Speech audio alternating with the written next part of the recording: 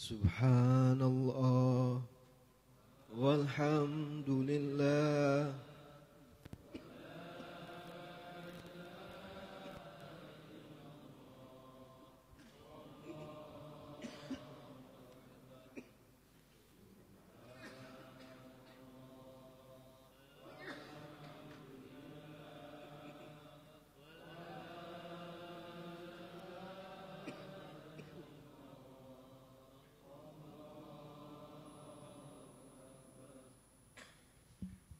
Subhanallah wa bihamdihi adada khalqihi wa ridha nafsihi wa zinata midada kalimatihi.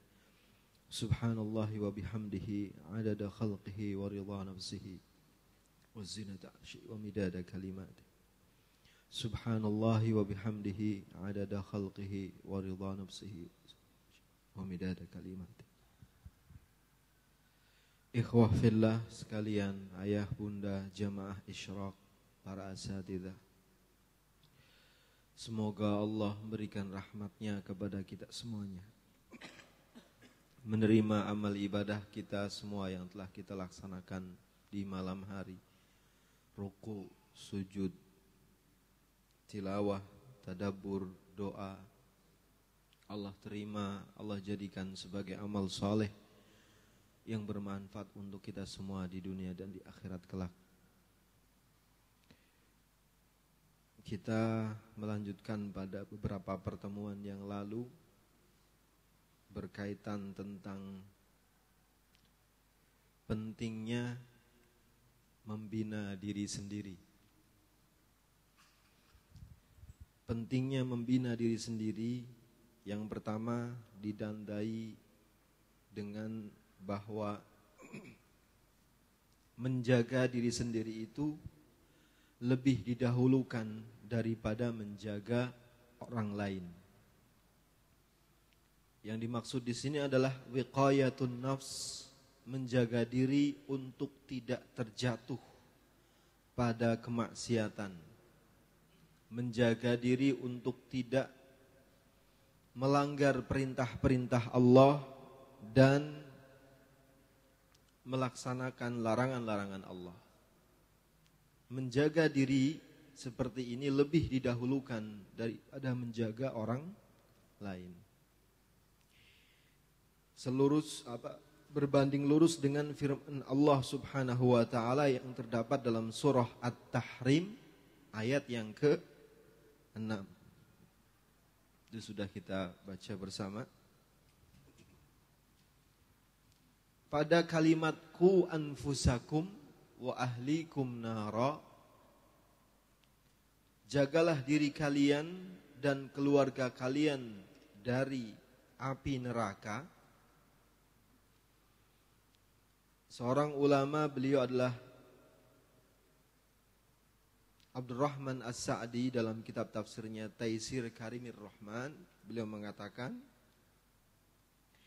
yang dimaksud dengan qu anfusakum adalah dengan mewajibkan dirinya mengerjakan perintah Allah Subhanahu wa taala dan menjauhi larangan Allah Subhanahu wa taala, serta bertaubat dari semua hal yang menyebabkan kemurkaan Allah Subhanahu wa taala. Kaitannya dengan neraka, kita baca waktu itu surah Al-Humazah 1 sampai terakhir, kemudian surat Al-Mudaththir ayat yang ke-42 sampai ke-47. Surah Al-Mudaththir ayat ke-42 sampai ke-47. Yang kedua, alasan kenapa kita harus membina diri sendiri, dikarenakan jika kita tidak membina diri kita sendiri, mengarahkan diri kita sendiri, maka siapa lagi yang akan bisa membina diri kita? Siapa lagi yang akan bisa mengarahkan diri kita? Tidak ada, kecuali kita yang terus berusaha untuk mengarahkan diri kita, membina diri kita dengan amal dan doa kepada Allah Subhanahu wa taala. Dengan amal dan doa kepada Allah Subhanahu wa taala. Para nabi dalam melakukan perjalanan sampai mendapatkan risalah dari Allah Subhanahu wa taala dimulai dari kesadaran diri untuk membina diri sendiri.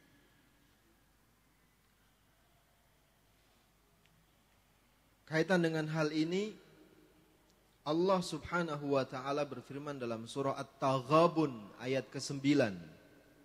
Surat At-Taghabun ayat ke-9. A'udzu billahi samil alim minasyaitonir rajim. Yauma yajma'ukum liyaumil jam'i dzalika yaumut taghabun.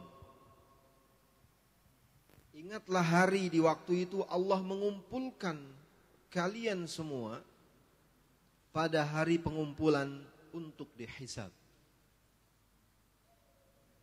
Semua orang akan dikumpulkan oleh Allah Subhanahu wa taala, semua manusia akan dikumpulkan oleh Allah Subhanahu wa taala dan akan dihadapkan kepada suatu persidangan besar untuk mempertanggungjawabkan perbuatannya.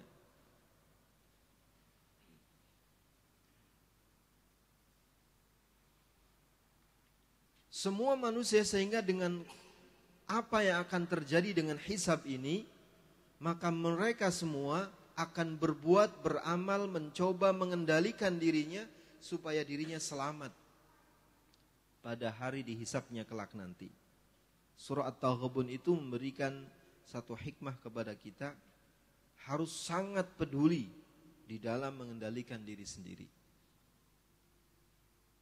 Alasan yang ketiga, waktu itu terakhir pada pertemuan kita, hisab kelak bersifat individual. Hisab kelak bersifat individual. Tidak ada hisab jamaah, itu enggak ada.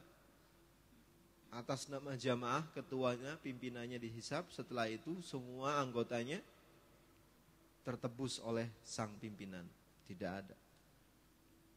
Doa pimpinannya ditanggung sendiri, doa anggotanya ditanggung sendiri. Dan akan dihisab sendiri-sendiri. Tidak ada yang bisa saling menyalahkan antara dirinya dengan yang lainnya. Bahkan dalam satu riwayat, kita pun tidak bisa menyalahkan qarin kita. Setiap kita kan punya qarin. Dari kalangan malaikat dalam satu riwayat, dan dari kalangan jin syaitan. Nanti ada yang datang kepada Allah menyalahkan syaitannya. Gara-gara syaitan ini yang mengikutiku, sehingga aku berbuat salah. Tidak diterima oleh Allah SWT.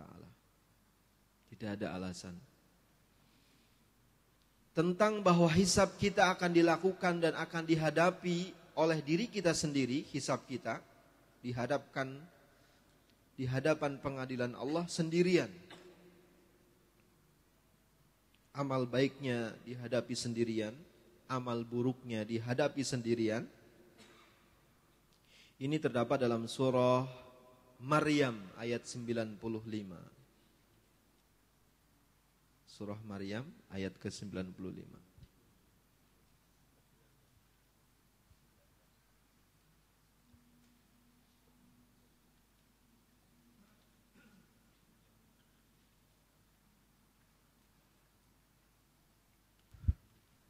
أعوذ بالله من الشيطان الرجيم بسم الله الرحمن الرحيم وكلهم آتيه يوم القيامة فردا. Pada hari kiamat kelak, setiap manusia akan datang sendiri-sendiri untuk menghadap Tuhannya. Sendirian. Tidak ada anak nabi yang beralasan dengan ayahnya sebagai seorang nabi. Tidak ada istri seorang nabi yang mencoba berlindung di hadapan suaminya yang seorang nabi. Tidak ada.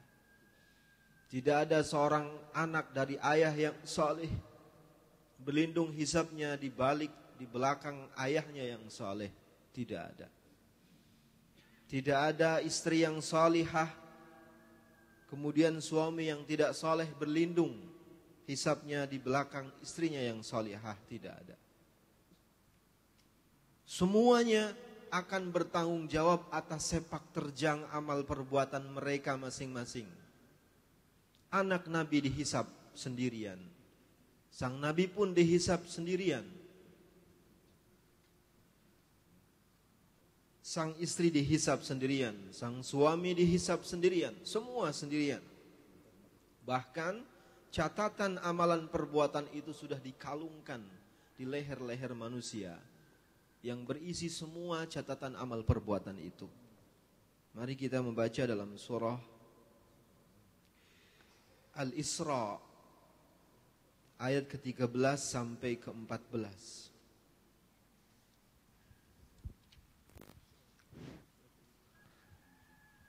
أعوذ بالله من الشيطان الرجيم بسم الله الرحمن الرحيم وكل إنسان ألزمناه طائره في عنقه ونخرج له يوم القيامة كتابا يلقاه منشورا اقرأ كتابك كفى بنفسك اليوم عليك حسيبا. Kami kalungkan catatan amal setiap orang pada lehernya. Kami akan mengeluarkan catatan amal itu pada hari kiamat kelak sebagai sebuah catatan terbuka yang akan diberikan kepadanya. Kepada setiap orang dikatakan, bacalah catatan amalmu. Pada hari ini cukuplah catatan itu bagi dirimu untuk kamu ketahui apa saja yang telah kamu lakukan di dunia dahulu. Tidak ada yang salah di dalam Allah membagikan buku catatan kepada setiap manusia yang berada di padang mahsyar, langsung berada di hadapannya dan terbuka.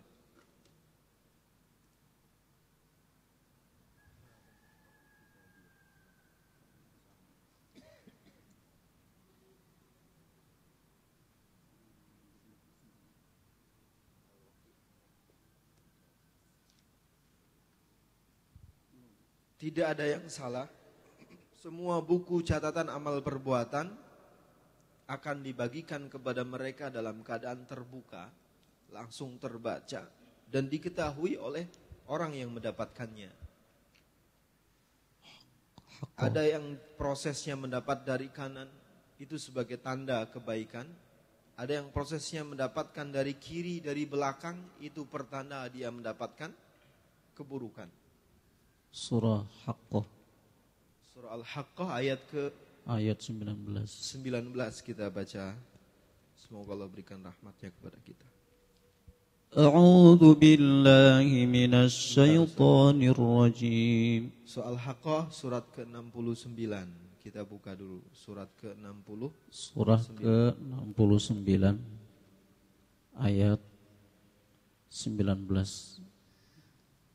Halaman 568. Halaman 568.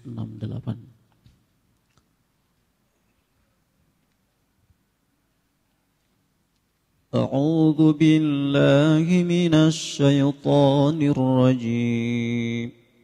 Bismillahirrahmanirrahim. فأما من أوتي كتابه بيمينه فيقول هاؤم اقرءوا كتابيه. Orang yang catatan amalnya diberikan pada tangan kanannya, dia dengan bangga berkata kepada teman-temannya, silakan kalian ambil dan baca catatan amalku ini.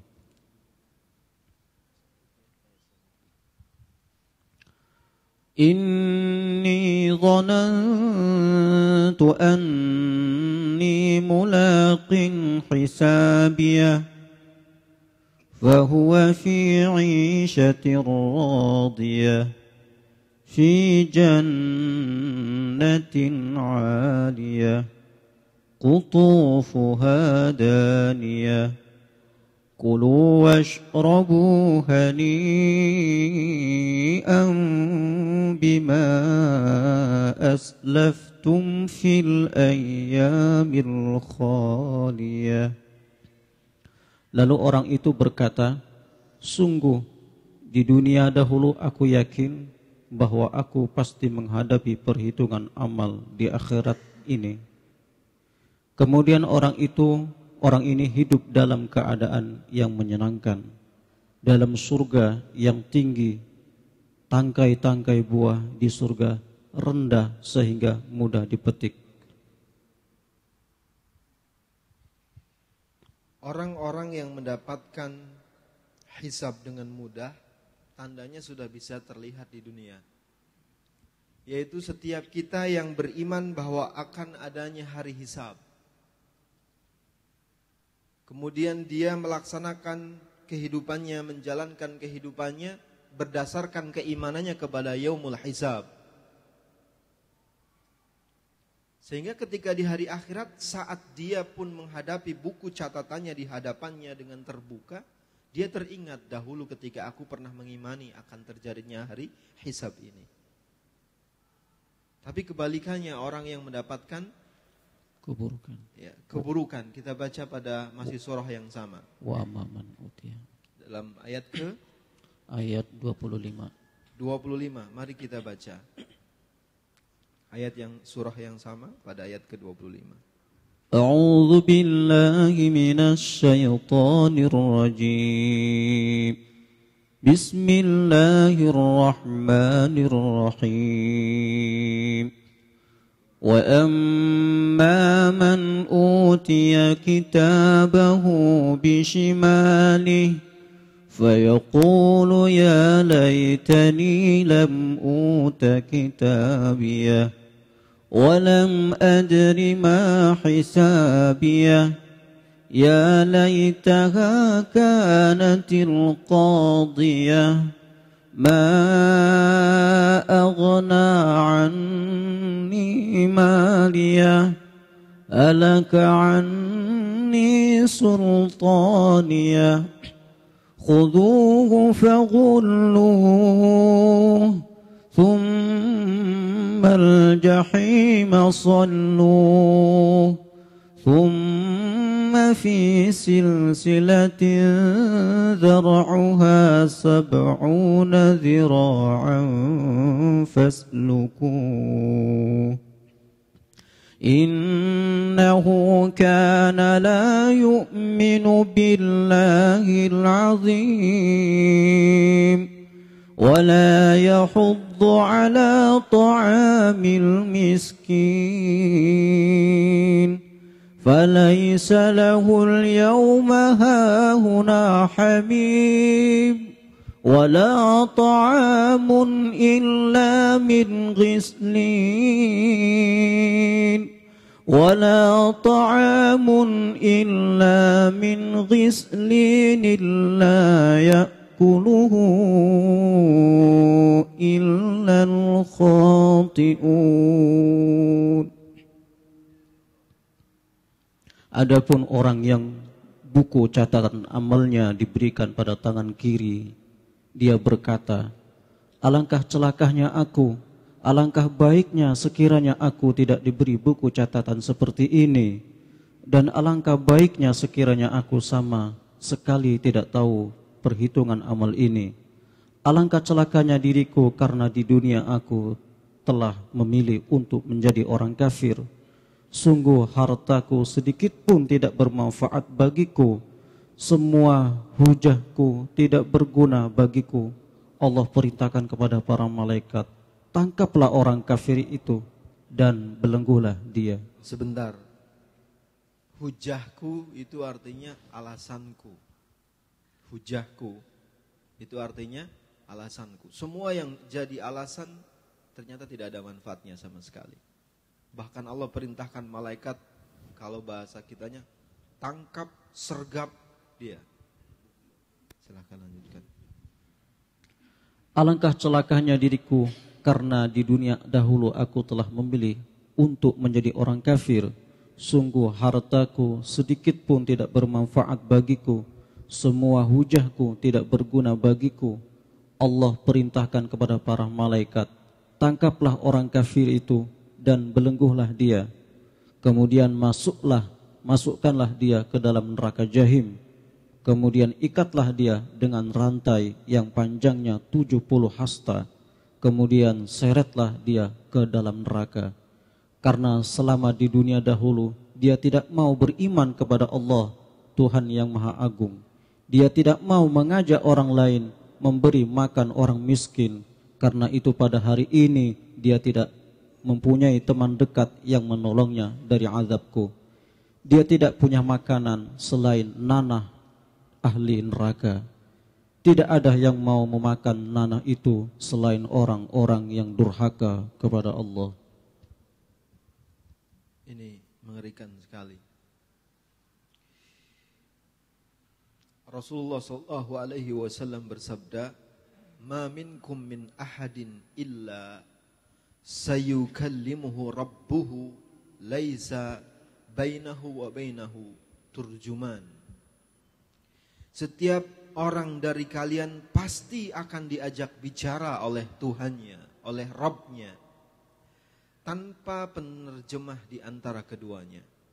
Tidak ada perantara, langsung mempertanggungjawabkan semua amal perbuatannya. Oleh karena itu, ikhwah sekalian, setiap kita yang senantiasa berusaha membina diri sendiri, kemudian memperbaiki setiap kesalahannya, dengan dia sesali, dia tinggalkan, tidak dia ulangi lagi, lantas dia bertaubat dengan sebenar-benarnya, orang-orang seperti itu akan Allah mudahkan di dalam hisabnya. Alasan yang keempat, kenapa kita harus membina diri sendiri? Dikarenakan membina diri itu akan lebih efektif dalam melakukan perbuatan. Membina diri sendiri akan lebih efektif dalam melakukan sebuah perubahan. Karena yang tahu itu diri kita, bukan orang lain. Kita punya guru, kita punya murabbi, lebih tahu kita daripada murabbi kita. Yang bisa mampu merubah segera itu kita. Kita bisa bersembunyi dari orang yang kita jadikan sebagai penasihat kita. Tetapi kita tidak pernah bisa bersembunyi dari diri kita.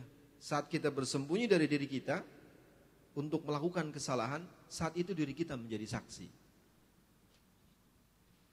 Maka akan lebih efektif, lebih mampu, lebih kuat ketika setiap kita berusaha masing-masing fastabiqul khairat, berlomba-lomba untuk melakukan kebaikan. Apalagi di zaman seperti ini yang penuh dengan fitnah, senantiasa mengikuti diri kita masing-masing fitnah itu, godaan itu, maka diri sendirilah yang bisa mengendalikannya. Alasan yang kelima, upaya membina diri itu akan menjadi sarana untuk sabat, untuk istiqomah.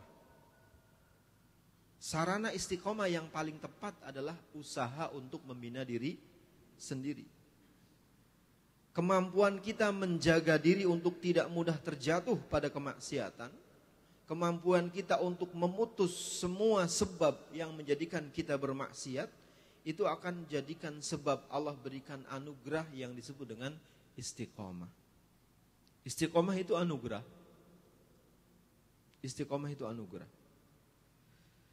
Dan pemberian istiqomah itu dengan cara kita terus berusaha membina diri sendiri. Kalau kita senantiasa mengawur dalam kehidupan, menerobos semua perintah Allah, menerobos semua larangan Allah, maka Allah tidak akan pernah bisa memberikan istiqomah. Istiqomah itu mahal yang harus dibayar oleh konsistensi diri dalam mentaati Allah Subhanahu wa ta'ala.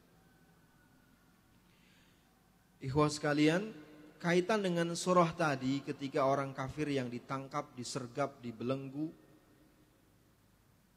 oleh Allah Subhanahu wa ta'ala dengan petugasnya para malaikat-malaikat yang bengis, itu lurus sekali maknanya dengan surah Al-Humazah yang pada waktu itu kita baca bersama. Kalau tadi disebabkan karena ketidakpedulian kepada sesama, padahal mereka mampu untuk peduli kepada sesama, surah Al-Humazah yang pernah kita baca lebih memperincikan hal itu semua. Kita baca lagi surah Al-Humazah, semoga Allah berikan rahmatnya kepada kita semua. Surah Al-Humazah, Juz Amma.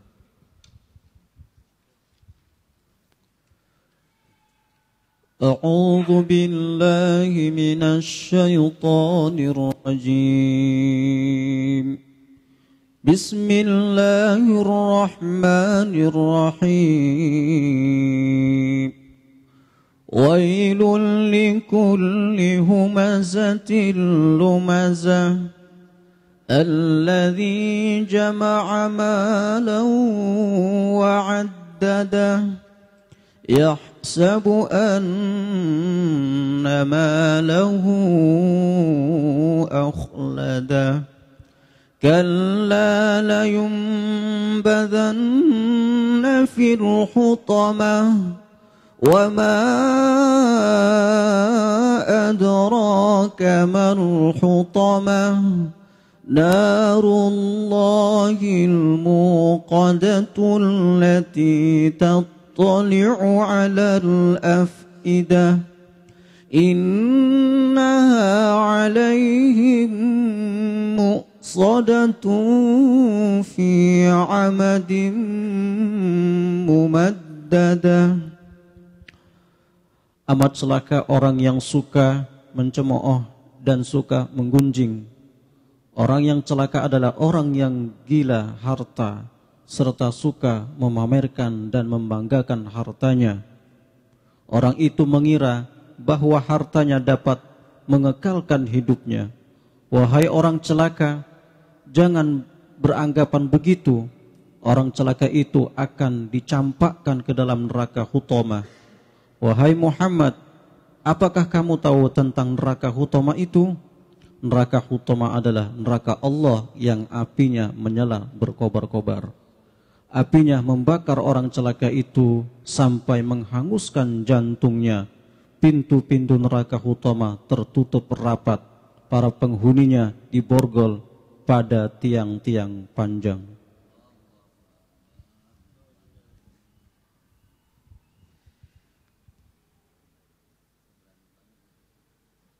Mengerikan sekali ya. Keimanan kita kepada ayat-ayat Al-Quran yang sering kita dengar selalu membimbing kita, mengarahkan kita untuk menjadi orang yang pertama harus peduli kepada diri kita sendiri. Sayangi diri sendiri, perhatikan diri sendiri, muliakan diri sendiri untuk senantiasa berada pada ketaatan kepada Allah. Yang senantiasa bermaksiat berarti dia memang tidak pernah sayang kepada dirinya. Yang senantiasa bermaksiat memang berarti dia tidak pernah peduli pada dirinya. Padahal nanti semua orang akan bertanggung jawab atas perbuatannya masing-masing. Terlebih, terkhusus kalau kita bergabung di Az-Zikra pada setiap subuh pada setiap bulan kegiatannya dengan satu tujuan mulia, yaitu merubah masyarakat, merubah kondisi bangsa yang semakin hari semakin memprihatinkan, maka akan berhasil upaya dan cita-cita kita itu kalau kita terus berusaha membina diri sendiri. Perubahan dengan dakwah itu akan pesat perubahannya kalau setiap orang yang bergabung pada amaliyah dakwah juga berusaha. Kalau sekarang di sini ada 100 orang mendengarkan tausiah ayat Al-Quran, hadis Rasulullah SAW, setelah dari sini berusaha melaksanakannya, maka perubahan akan cepat diraih.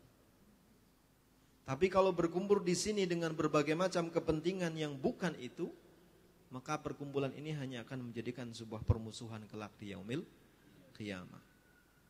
Ini yang paling mengerikan.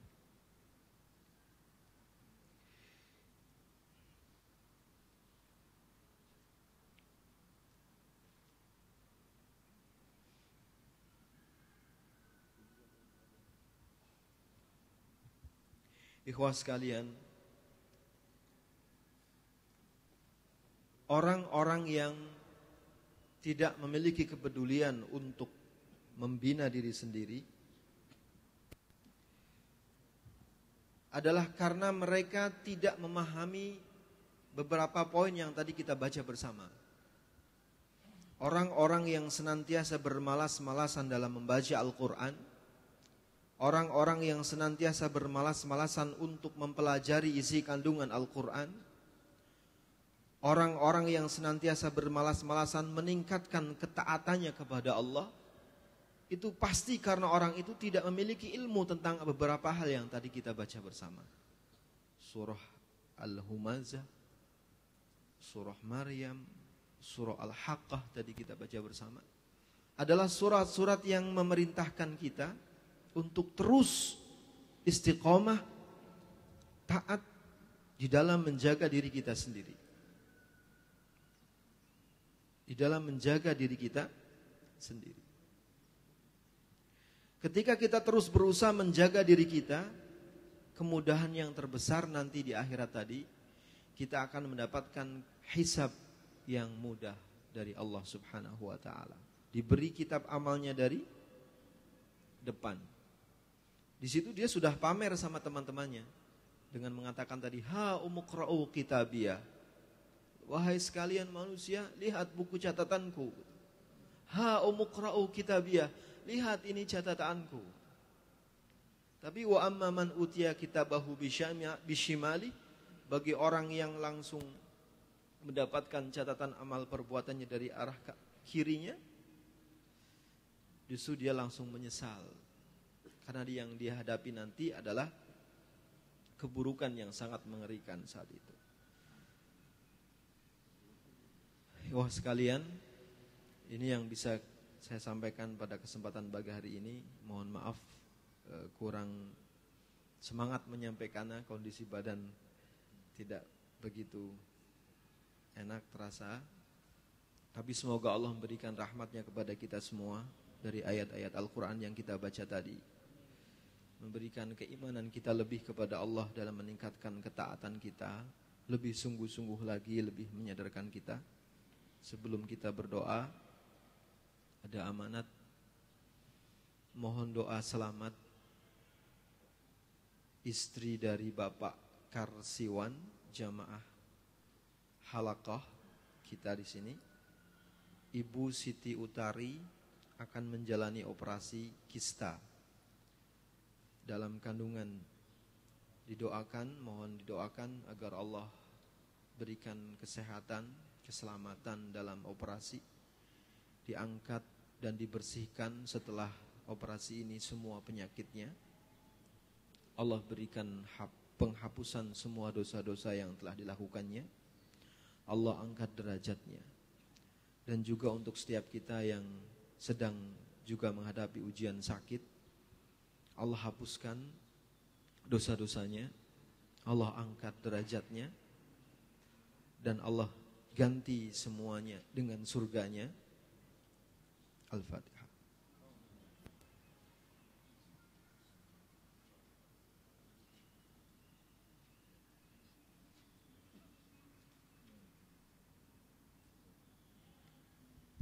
yang sedang menghadapkan berbagai macam beratnya ujian, Allah ringankan, Allah berikan jalan keluar, Allah berikan kesabaran, juga Allah angkat derajatnya menjadi hamba yang lebih taat lagi kepada Allah Subhanahu wa taala, menjadi hamba yang lebih solih dan solihah lagi dengan ujian itu. Al-Fatihah.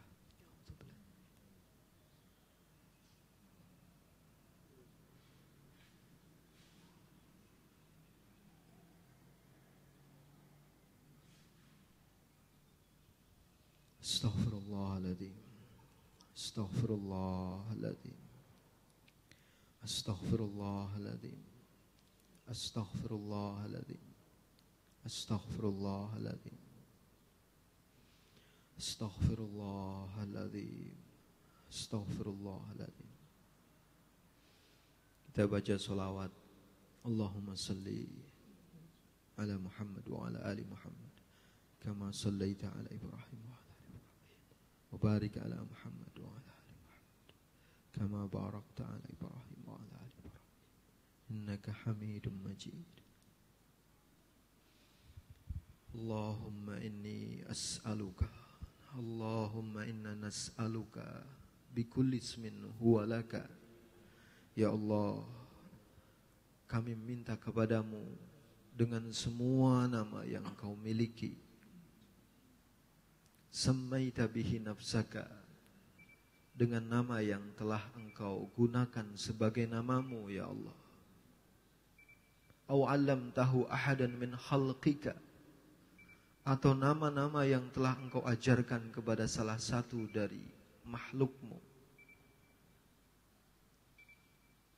Aw ista'tharta bihi fi ilmil ghaibi indak, atau setiap nama yang Engkau masih simpan di alam gaibmu, ya Allah.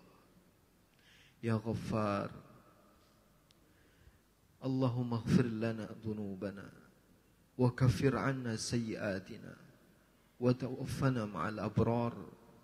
Wahai Zat yang Maha Pengampun, ampunkan semua dosa-dosa kami yang telah kami lakukan. Hapuskan semua keburukan-keburukan kami, ya Allah. Dan wafatkan kami kelak, ya Allah. Wafatkan kami. Wafatkan kami bersama orang-orang yang benar, orang-orang yang soleh. Wafat dalam keadaan mendapatkan husnul khatimah. Ya Allah, tidak ada zat yang bisa mengampunkan dosa-dosa kami kecuali Engkau, ya Allah. Hawa nafsu kami merasakan betapa beratnya perjalanan untuk taat kepadamu, ya Allah. Diri-diri kami menyadari begitu berat langkah-langkah yang kami lakukan untuk meniti ketaatan kepadamu, ya Allah. Tanpa Engkau berikan pertolongan, tanpa Engkau berikan rahmat bantuan, kami tidak akan pernah bisa mentaatimu, ya Allah. Pilih kami menjadi hamba-hambamu yang Engkau kehendaki untuk menjadi orang-orang yang soleh. Pilih kami, ya Allah. Pilih kami, ya Allah. Pilih semua kaum muslimin yang berada di sini, ya Allah, untuk menjadi hamba-hambamu yang taat, yang ikhlas dalam beribadah kepadamu. Tanpa pilihanmu, tanpa bantuanmu, lanakunanna minal khasirin, kami pasti menjadi orang-orang yang merugi, ya Rabb. Kumpulkan kami dengan orang-orang yang mencintaimu. Berikan cinta orang-orang yang mencintaimu kepada kami, ya Allah. Tanpa itu kami tidak akan pernah bisa, ya Allah. Satukan hati setiap ikhwah yang bergabung di majlis az-zikra. Satukan visi mereka. Satukan misi mereka, ya Allah. Bersihkan hati mereka dari riya, dari ujub, dari takabbur. Bersihkan hati kami semua dari semua penyakit-penyakit hati, ya Rabb. Penyakit riya, penyakit ujub, penyakit takabbur, ya Allah. Penyakit dengki kepada sesama. Rabbana ighfir lana dhunubana wa li ikhwanina alladhina sabaquna bil iman wa la taj'al fi qulubina ghillan lil ladzina amanu rabbana innaka ra'ufur rahim.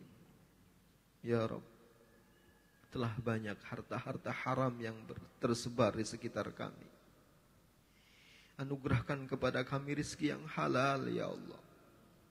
Jauhkan kami dari rizki yang haram, ya Allah. Jadikan kami semua suami di tempat ini mampu mencari rizki yang halal, ya Allah. Memberikan rizki yang kami makan, rizki yang kami berikan kepada istri kami, rizki yang kami berikan untuk anak-anak kami adalah rizki yang halal, ya Allah. Jauhkan kami dari semua rizki yang Engkau haramkan. Jauhkan, ya Allah. Karena kami beriman bahwa tidak ada satu daging yang tumbuh dengan zikir. Dengan rizki yang haram, pasti daging itu akan terbakar neraka-Mu, ya Rabb. Karena itu, bimbing kami untuk mendapatkan rizki yang halal. Anugerahkan kepada kami selalu rizki yang halal, ya Allah. Ya Allah, ya Rahmanu, ya Rahim, irhamna birahmatikal azim. Rabbana ighfir lana dhunubana wa israfana fi amrina wa thabbit aqdamana wansurna 'alal qaumil kafirin. Ya Allah, kami pun senantiasa mengetahui detik ini kami taat, detik berikutnya kami maksiat. Begitu banyak perbuatan ketaatan kami masih kami kotori dengan kemaksiatan kami. Begitu banyak perbuatan yang melampaui batas, ya Rabb.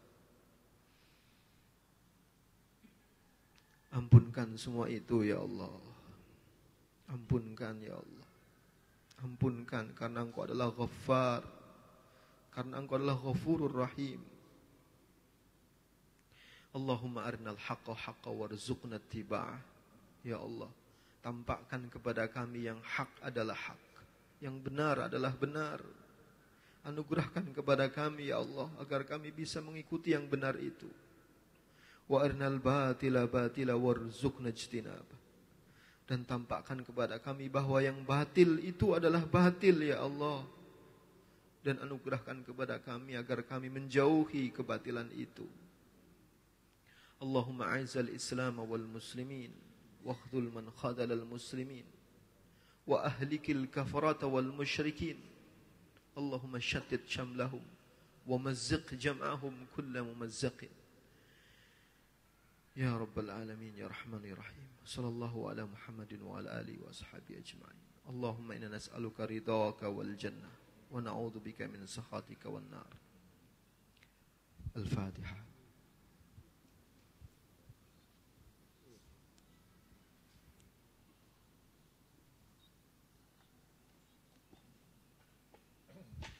Mohon maaf sebesar-besarnya. Subhanakallahumma bihamdika asyhadu an la ilaha illa anta astaghfiruka wa atubu ilaik. Assalamualaikum warahmatullahi wabarakatuh.